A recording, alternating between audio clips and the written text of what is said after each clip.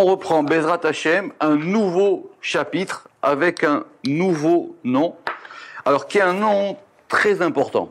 Pourquoi c'est un nom très important? Parce que d'abord c'est le seul de tous les noms qu'on a vus qui est rentré directement dans la prière. Et qui est rentré d'ailleurs dans plusieurs parties de la prière. Le reste, qu'on peut le trouver par des kavanotes, le Shem Ain Bet, on dit qu'il y a les 72 dans le Shema Israël. Vous vous rappelez le Shem Agla, on l'avait trouvé dans Ata Gibor, Leolam Adonai. Après, on avait trouvé dans la Mezouza, Hashem Eloheinu Hashem, vous vous rappelez, etc. Mais ce nom-là, il est directement rentré dans la Tefila. Et il se trouve qu'il y a beaucoup de références dans le Zohar, et particulièrement dans les Tikkun Zohar, sur ce nom-là. Alors, il y a en tout 2 chapitres sur ce nom, mais ils sont assez corsés. Alors, à Kavana Ata Levaer, donc on est effectivement, j'ai dit, aux portes 21, chapitre 12. À Kavana Ata Levaer, Shem Menbet.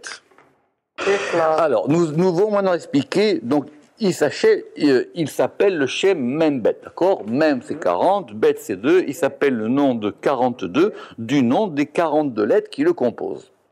Venikra kren lifne shebo mem bet otiot kasher never. Vezeu Hashem benekudo. Alors, je reprends ce qu'on a dit la dernière fois, donc on a cette prière du Hana Bekoar qui est composée de 7 phrases. Chaque phrase est composée de 6 mots, donc on prend les initiales, donc on a 6 initiales, et ces 6 initiales forment un mot. Donc on a donc 7 mots de 6 lettres. Et effectivement, c'est que sur ça qu'on va discuter pour le moment. Alors évidemment, la première question, c'est de savoir comment est-ce qu'on le ponctue. Vezeu Hashem benekudo. Alors on a une première ponctuation qu'on va expliquer. Kema kemo shenakadnu oto metzaunu betfilat Rabbi Nechonia.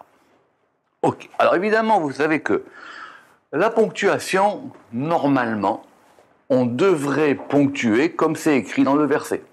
Ce sont des questions qu'on va voir maintenant.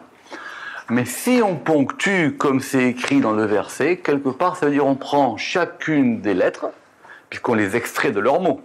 On va extraire les lettres de leurs mots et on va leur attribuer la ponctuation du mot auquel elles appartiennent. Or, c'est pas ce qu'on veut. Ce qu'on voudrait, nous, c'est avoir une force qu'il y a dans ce nom. Puisque maintenant, avec ces initiales, on a composé des nouveaux mots. Très bien. Ok? Alors, on va voir que c'est assez complexe cette notion de la ponctuation de ce Shem Membet, parce qu'il y en a plusieurs. Mais le Ramak, qui va nous surprendre encore une fois, ou Bedivre Mekubal Alpi Magid. Et il dit, d'après les paroles d'un kabbaliste, qu'il les a reçus d'un Magid. Tout le monde sait ce que c'est un Magid. Un Magid, c'est quelqu'un qui lui a dit. Donc c'est soit une voix céleste, soit Ruach HaKodesh, soit Eliyahu Hanavi, ou en tout cas c'est quelqu'un qui lui a donné ça. Évidemment, qui est ce Mekubal? Il n'est pas cité ici. Katuvze veze leshono. Alors, notez quoi? Notez que là, on a une première version qui est en haut. On a une première version qui est en haut, qui est particulière. Mais celle qu'on va voir maintenant, elle est différente. Très très bien. Ok. Alors, on prend, donc maintenant il faut que ce nom, on apprenne à le connaître par cœur. Alors le premier nom, c'est Aleph, Bet, Gimel, Yud, Tav, Sadeh. Alors, il dit il faut mettre 3 patach. Alors, Tenakedeu, Bepatach ou Besheva. Donc on met 3 patach, on met un Sheva sous le Yud, doucement. Aleph vea Bet vea Gimel Bepatach, a Yud Besheva, vea Tav Bepatach ou Bedagesh. Parce que dans la prière, il n'y avait pas de Dagesh. Où? Tatir, oui, Kravak. Alors effectivement, donc on garde le Dagesh. Donc ce qui fait qu'on a 1, 2, 3, 4, 5. Ok, très bien. Ça, c'est le premier de ces noms-là. D'accord? Ok. Le deuxième, il est plus connu, parce que le deuxième, de ces 6 lettres, ça va former une expression qu'on peut comprendre en hébreu moderne, qui est Kera Satan. Ça veut dire déchire le Satan. Ça, c'est le plus connu. Autant les 6 premières lettres, Aleph, Bet, Gimel, Yud, Tet, Sadé, Tav, Sadé, pardon, ça, on ne sait pas a priori ce que ça veut dire. Mais le deuxième, si on coupe en 3, ça fait Kera Satan, ça veut dire déchire le Satan. On verra après que, mais j'anticipe comme ça, j'aurai l'occasion de répéter, que puisqu'on a 1, 2, 3, 4, 5, 6, 7 noms, chacun de ces noms va correspondre aux 7 séphirotes inférieures.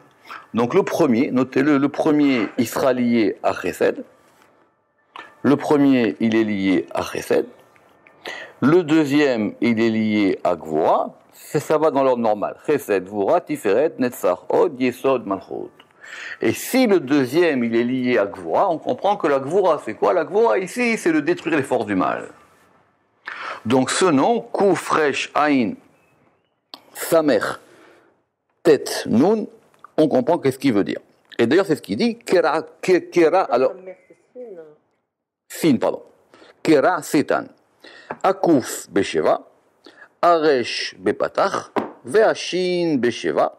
Donc évidemment, le Ain, on le ponctue pas. Le Shin avec un Sheva, et le Tet avec un Kamatz. Il dit qu'il y a une autre version qui dit que le Tet avec un Patach. D'accord?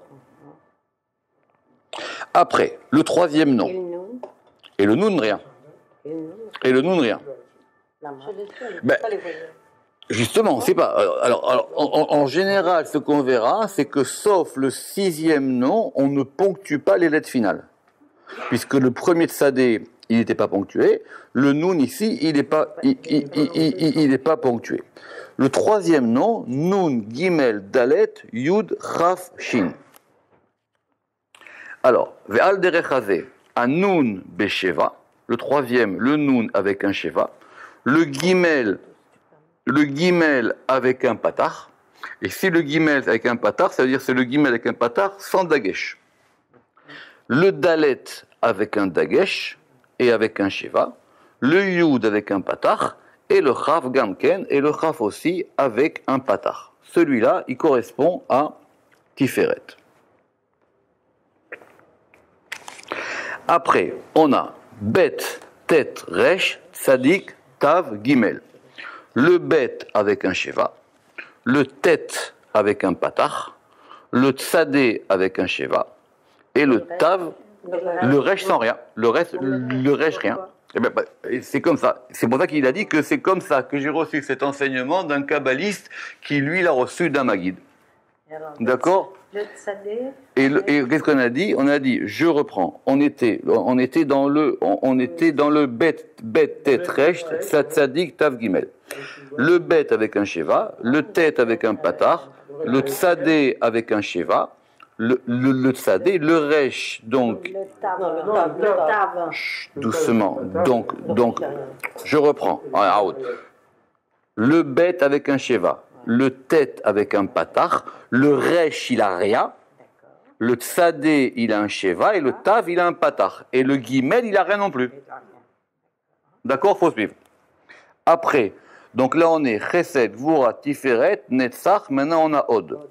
Od, c'est chet, kouf, bet, enfin vet, tet, nun, ain.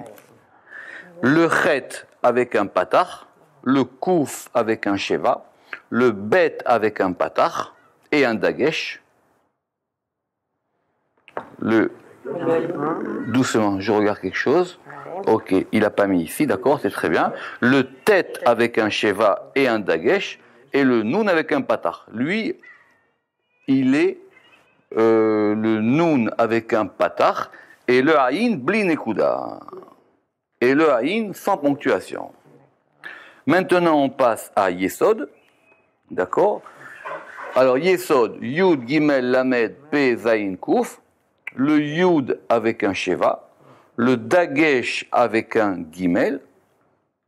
Non, pardon, non, je reprends. Le Yud avec un Sheva et le Yud avec un Sheva et un Dagesh. Le Yud avec un Sheva et un Dagesh. Le Gimel avec un Patar sans Dagesh. Le P dégoucha. Le Lamed, il n'a rien dedans. Exactement. Le Lamed, il n'a rien. Le P, il est dégoucha. D'accord? Ça veut dire qu'il est dageché, ça veut dire qu'il reçoit un dagesh. Le P, il est dégoucha et il a un sheva. Le zaïn, il a un patar. Et le kouf, blishum nekuda. Et le dernier qui correspond à malchut, shin, kouf, vav, tzadé, yud, tav. Tenakedeu al derechazé, tu vas le ponctuer de cette manière-là. Le shin avec un kamatz, le kouf avec un sheva, le vav avec un kametz aussi, gamken atzadé, et alors, je reprends. Al derechazé, ashin bekametz, akouf besheva, le vav avec un kametz, gamken atzadé bechirek, et le tzadé avec un chirek. D'accord? Et le Yud, il a rien. Le Yud, il a rien. Et le Tav, il a rien. Zeu Tziruf Nekudo. D'accord? Donc voilà, là, voilà. Alors ici, il appelle ça, il faut faire attention quand même un petit peu, il appelle ça le Tziruf Nekudo. C'est intéressant cette expression. Ça veut dire c'est la permutation de sa ponctuation. Tziruf Nekudo. Parce qu'effectivement, parce que les points voyelles, ils ont des particularités. Si Dieu veut, quand on y arrivera, on verra qu'il y a une porte qui s'appelle la porte Shar Anekudot, la porte des points voyelles. On avait déjà parlé quand même des points voyelles plus haut dans le Pardes, mais ici, on va y revenir. Venered les Sod Ta'am Nekudo. Alors il dit maintenant, essayons de descendre dans le secret du motif de la ponctuation. Pourquoi est-ce qu'on l'a ponctué comme ça? Alors, Yadoua, qui sod à Patach ou sod gadol. Alors, le Patach, c'est une lettre qui a un grand secret. Patach, comme son nom l'indique, c'est une ouverture. D'accord? Très bien. Alors, le Patach ou sod gadol liftoach milemala, c'est pour pouvoir ouvrir depuis le haut, kol pitre arahamim, toutes les portes de la miséricorde à Gemurim, des miséricordes parfaites. Ya'an, parce qu'il est Rachamim Gemurim, parce qu'il est, qui c'est il? A priori, c'est ce point voyelle. N'oubliez pas qu'en hébreu, c'est un masculin. Qui Rachamim Gemurim, parce qu'il est des miséricordes parfaites. Comment est-ce qu'on comprend que le patar c'est une ouverture? On va voir maintenant, c'est que pas du tout, c'est par rapport au kamatz. Le kamatz, on considère que c'est fermé, puisque c'est considéré c'est fait d'une ligne horizontale et d'un petit trait. Vous vous rappelez donc par rapport, pour revenir à la question, pas du tout. Quand on fait le kamatz, c'est une ligne horizontale et une petite ligne verticale. Mais par rapport à la question que vous aviez, quand on va faire les guématriotes des points, on considérera qu'il est fait d'un vav et d'un yud. Donc il vaut 15. D'accord? Pardon, donc il vaut 16. Donc on considère que le kamatz, il est fermé et le patar, il est ouvert. D'accord? Donc en gros, le patar, il correspondra. On avait vu que le patar, il correspondait à Chochma dans les Nekudot. Mais ça, c'est quand on verra ça plus tard.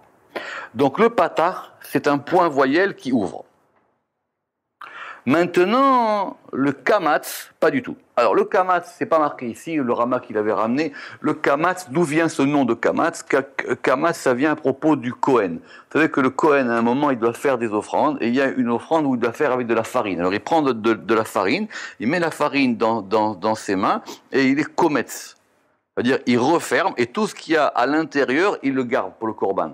D'accord? Donc c'est marqué, je ne me rappelle plus le verset, Vekamatz à Kohen. Donc c'est le fait qu'il renferme. Mais ici, il va ramener autre chose. Vekamatz, sodo, kafatz, be'av, rachamav. C'est un verset de Teilim. Alors la référence, elle est fausse, parce que c'est 77 et c'est pas 87. C'est 77, 10. et c'est pas 87-10. Là-bas, de quoi on parle? C'est un psaume, et le roi David, il dit « Kafatz be'af rachamav ». Ça veut dire, littéralement, il va sauter dans sa colère ses miséricordes. Alors, d'après le Targum, ça veut dire que là-bas, ça veut dire qu'il sera tellement en colère qu'il n'y aura plus de miséricorde et il n'y aura que du din. Mais Rashi ramène là-bas, j'ai vu ça tout à l'heure, Rashi ramène là-bas que ici, Kafatz, parce que Kafatz, c'est pas Kamatz. Bien que on peut quand même jouer, mais il ne faut pas non plus exagérer. Rashi, il ramène là-bas que Kafatz, ça a le sens de fermer, l'isgor. Donc du coup, on comprend comment est-ce qu'il a fait l'analogie entre Kamatz et Kafatz. Autrement dit, c'est quelque chose qui ferme les miséricordes. Ve Kamatz ou Kofetz be'af. Ça veut dire, Rotselomar, im tenakedu bekamatz. Si maintenant tu prends une lettre et tu vas la ponctuer avec un kamatz, ou kofetz baaf, et ça veut dire maintenant, il va sauter dans la colère. Veshamer lecha shelo tenakedu bekametz. Et là, l'inkom nakam.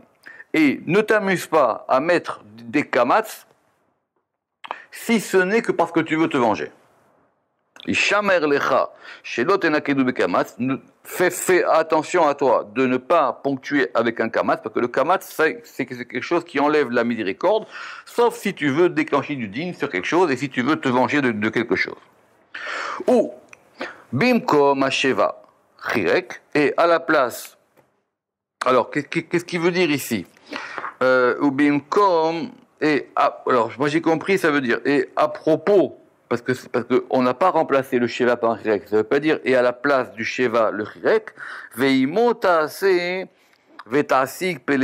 et avec lui tu pourras faire des prodiges avec ces deux points voyelles, le sheva et le chirek. D'accord? Le sheva et le chirek. Le sheva, c'est deux points l'un au-dessus de l'autre, et le chirek, c'est un point qui est placé sous la lettre.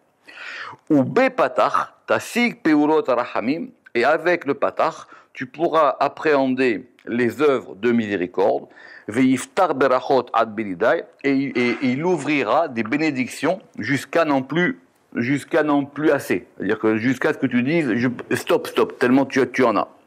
Et c'est pour ça que le verset a dit, Imlo eftach lachem et arubot hashamaim, si je n'ouvre pas pour vous et arubot, les arubot sont les réservoirs, les trésors du ciel, et je déverserai sur vous une bénédiction jusqu'à 100 Belidai. On avait vu cette expression déjà dans le Ramax, ça veut dire sans que je puisse dire que, c'est-à-dire sans suffisance, c'est-à-dire que la bénédiction elle n'arrête pas de venir. Donc effectivement ici, c'est pour ça qu'on voit que patar c'est l'histoire, c'est ouvrir, et c'est ouvrir des bonnes choses. Vesod à patar, et le secret du patar, kesheyiftach lecha et otsaro atov, lorsqu'il ouvrira pour toi son bon trésor, vesod à kamatz, et le secret du kamatz, otsrot Hashem, ce sont aussi des réservoirs divins, mais qui sont là pour déclencher du din. Adkan leshono le inyanenu. Voilà ce qui nous suffit pour notre sujet. Il dit la suite de ce texte-là développe beaucoup le principe de la ponctuation, mais cela n'est pas notre sujet. Donc, premier point de ce chapitre, on a déjà une tradition pour pouvoir ponctuer ce nom. Mais maintenant, passons aux choses plus complexes. Venarzor le'inyan pirush Hashem. Maintenant, revenons à l'explication de ce nom. Ve'unirmaz besefirat hagvura. Vous vous rappelez qu'on suit l'ordre des Sphirot dans ce chapitre. Le Shem Ain Bet, il était lié à Chesed. Le Shem Mem Bet, il est lié à Gvura. On verra que c'est un nom qui permet d'élever. C'est un nom qui permet de faire élever les choses. Or, pour pouvoir élever, si vous voulez monter sur un escalier, il faut appuyer sur la marche d'en dessous pour aller à la marche du dessus. Ça s'appelle de la Gvura. D'accord? Vous ne pouvez pas vous élever si vous ne faites pas un travail de Gvura. Ou Makom Motsao mi pasuk bereshit ad bet shel vavou. Et alors, D'où il provient ce nom? Ce nom, il provient des 42 premières lettres, les 42 premières lettres de la Torah. D'où on sait ça? Des Tikkun HaZohar. Vechen piresh Rabbi Shimon bar Yochai alav shalom batikunim. Et c'est dans le Tikkun 4. Veze les shono.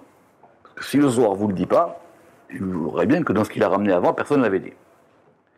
Quand Rabbi Shimon al Ragul, Rabbi Shimon il s'est levé sur ses pieds, Ve'amar, et il a dit Ribon almim, maître des mondes, Eftach enai, ouvre mes yeux, les istakla beoun, pour pouvoir regarder avec eux, beoun c'est les yeux, les ela, pour pouvoir regarder en haut. Je veux que mes yeux soient ouverts pour que je puisse voir ce qui se passe en haut. Et on va parler d'un verset dans les Tehilim. Pitrouli shahare tzedek havovam odeya. Qu'est-ce qu'il a voulu dire le roi David?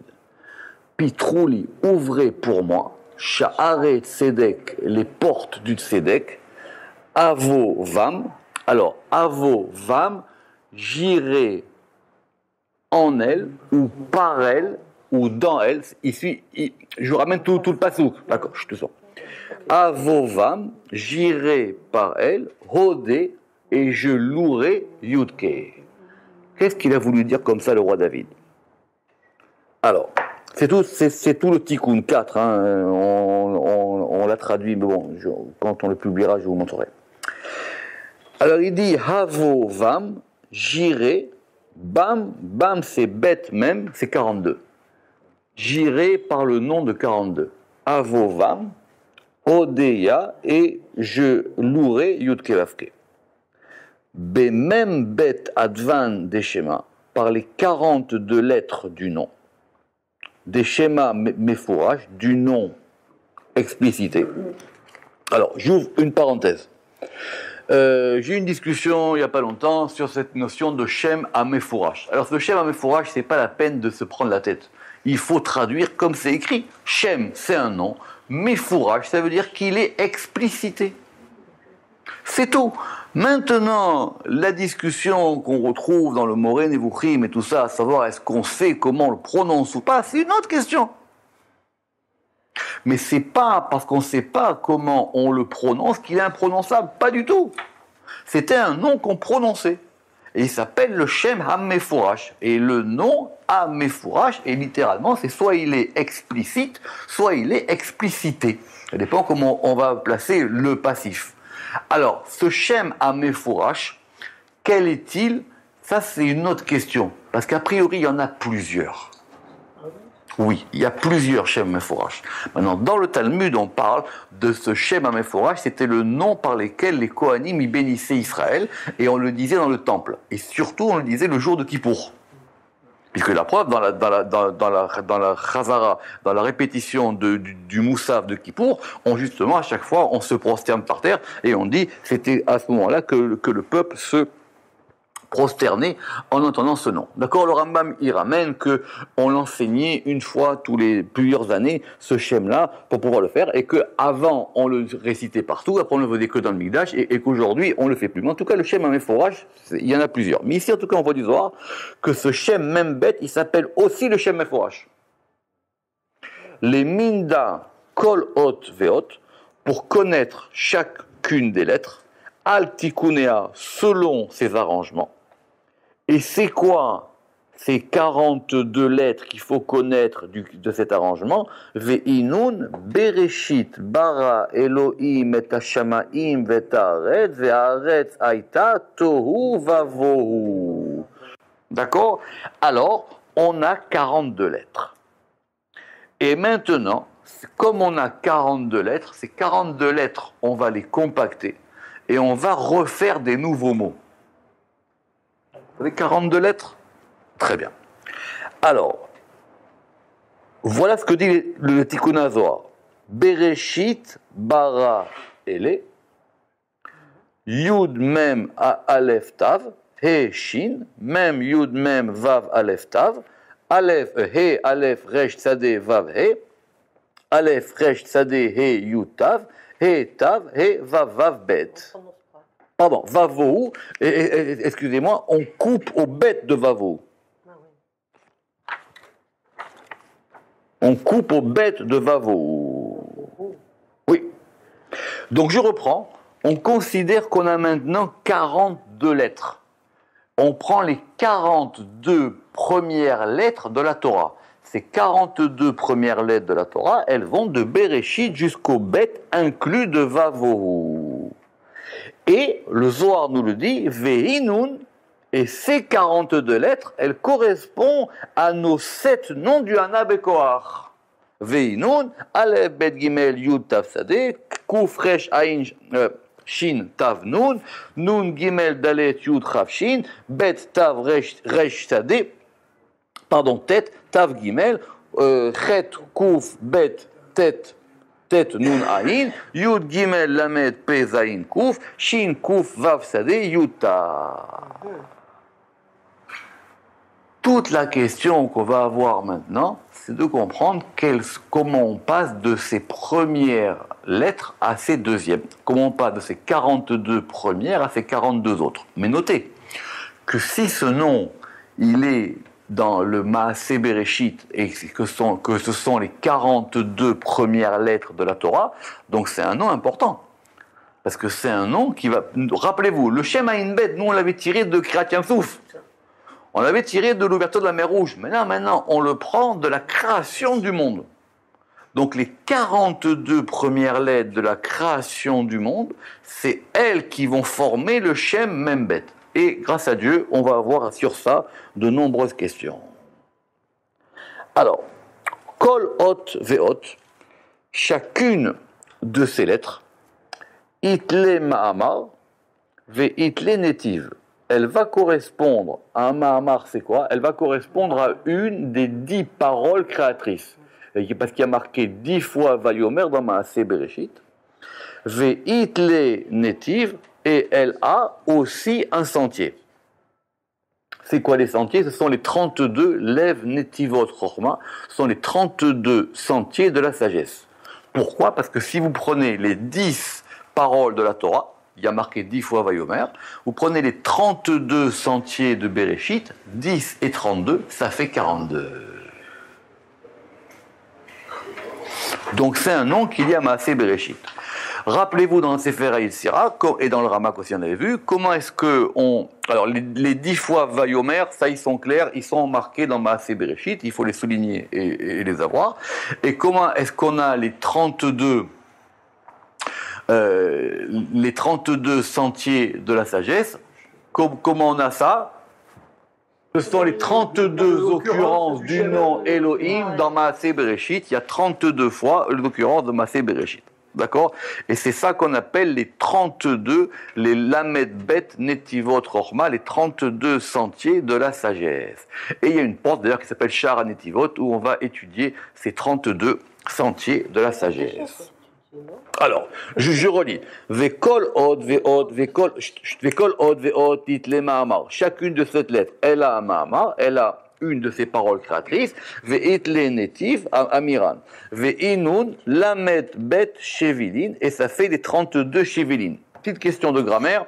Comment est-ce qu'on passe de netiv à shvil? Ça, il y a une question dans le Ramak, mais c'est pas la question ici. Chut, doucement. Mais parce que dans Sefer Yetzirah, là-bas, il y a marqué les lamed bet netivot, mais il y a une différence entre un netiv et un shvil. Un netiv, c'est un sentier. Un shvil, c'est plus, on avait dit une sente, c'est beaucoup plus petit, c'est beaucoup plus étroit. Comment on passe du netiv au shvil? C'est encore une autre question. Mais maintenant, Vekulehu Talian. Donc je reprends.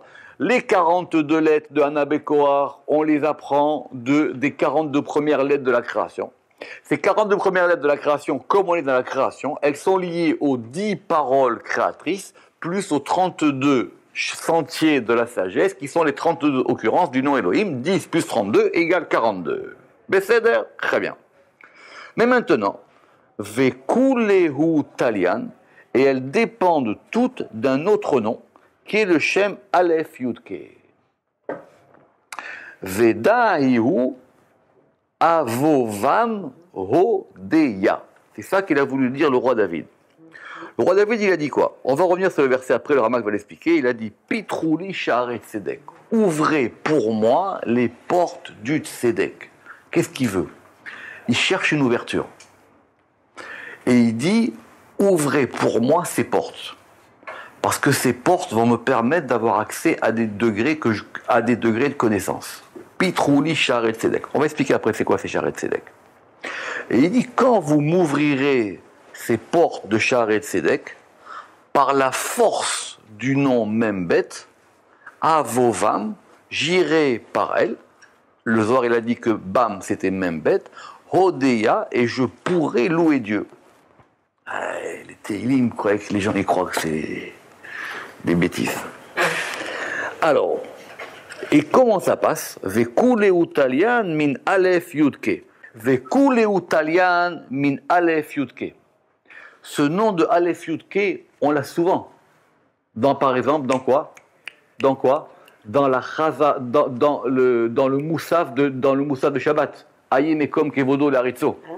Bien sûr, c'est très important. Aleph Yudke, il faut être mitkaven, parce que c'est à ce moment-là qu'on reçoit la neshama du Shabbat de la journée. Il dit le Harizal. C'est quand on va dans la Chazara de Moussaf, quand on fait Ayim Ekom Kevodo Laritzo, et il faut être mitkaven dans ce Ayim, que c'est à ce moment-là qu'on reçoit la bracha de Shabbat. Enfin, qu'on reçoit la neshama de Shabbat. Enfin, la neshama de Shabbat du jour, parce qu'il y a aussi celle du vendredi soir. Ok.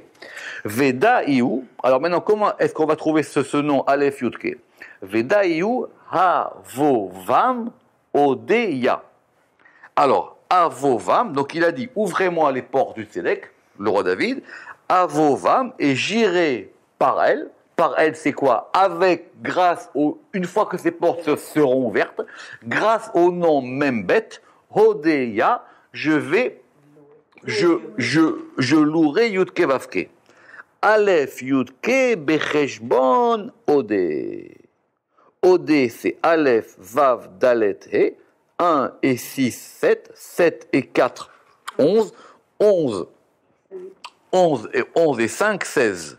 Et Eye, ça fait aussi 16. 1 plus 10 plus 5. Aïe. Yudke, et à ce moment-là, Odeya, à ce moment-là, je pourrais, par ce Shem Ekeye, arriver à un niveau qui s'appelle Yudke, mais ce n'est pas la question ici. Ve'inun Sheva Sephiran, et ce sont 7 Séphirot, Kelilan Besheva Shema'an, qui sont totalisés dans 7 noms. C'est quoi les 7 noms? C'est les 7 noms du Hana Bekoar. Et ces 7 noms du Hana Bekoar, c'est de là qu'on tire qu'elles correspondent aux 7 Séphirot. D'où, comme je vous avais dit, Chesed, Gvura, Tiferet, Netzar, Od, Yesod et Malchut. Vekuleu Kelilan Lun Bat Sheva. Et toutes Kelilat Lun, Vekuleu Kelilat Lun, et toutes ces lettres, elles les totalisent ce degré qui s'appelle Batsheva. Autrement dit, toutes ces lettres sont totalisées dans Batsheva. Qui c'est Batsheva? Évidemment, Batsheva, normalement, dans la Torah, c'est la femme du roi David, mais elle s'appelle Batsheva, la fille du Seth. La fille du Seth, Batsheva. Elle s'appelle la fille du Seth. Doucement, elle s'appelle la fille du Seth, Batsheva. Autrement dit, que retenez ça parce que ça va être très important pour une question technique qu'on aura sur le Shem Membet. On reprend. Il a dit, ces 7 noms correspondent aux 7 Séphirot, et ces 7 Séphirot sont toutes totalisées dans Batsheva. Yudke, Chochma, Ubina. Et c'est pour ça qu'à la fin, on arrive à Yudke. Yudke, c'est quoi? C'est Chochma, Ubina. Yudke, Chochma, Ubina. Et le Aleph, il est Keter. Il a Vekuleu Kelilat Batsheva, et tout est totalisé par Batsheva. Alors c'est très complexe, hein. Mais en gros, ça veut dire que grâce à ce Shem Membet, une fois qu'on a l'ouverture, on peut faire descendre quelque chose qui provient de Chochma, Bina, Keter, et le faire descendre dans la Malchut. Ou plus exactement, le faire monter. Ça va être ça la question. Parce que Zohar, il a dit, c'est Kelilat Lun. Ça veut dire qu'elles sont totalisées. Donc, par ce nom-là, on peut faire monter quelque chose qui est totalisé dans la malchoute pour pouvoir le faire monter en haut. Et pour pouvoir le faire monter, il faut d'abord le totaliser dans la malchoute. Très bien. Les questions plus techniques, ça sera pour quand vous aurez bien révisé ça. Fin du Bathsheba, on la connaît normalement dans la Torah, c'est la femme du roi David, c'était celle qui lui était réservée depuis Maaseh Bereshit. D'accord, très bien. Maintenant, de ce nom Bathsheba, on dit que c'est la fille du Seth. Autrement dit, alors ça veut dire quoi la fille du Seth? C'est-à-dire que vous avez Seth et il y a une fille. Il faut revenir au pshat, d'accord? Alors en gros, ça désigne un aspect de la malchoute quand elle est la fille de Seth. Mais la malchoute elle-même, c'est la 7e. C'est une question. Alors, on va expliquer ça maintenant ici. Veshiur HaKatuv, et on va revenir à ce qui est écrit dans l'écriture. Qu'est-ce qu'il a dit le roi David? Pitrouli Shaharet Tzedek. Vei, c'est quoi Shaharet Tzedek? Shaharet Tzedek, c'est la Shrina. Vei Ashrina. Mais pourquoi est-ce qu'on l'appelle? Pourquoi est-ce qu'ici elle a ce nom-là? Keshei Nikret Bathsheba. Parce que la Shrina, elle a plusieurs noms.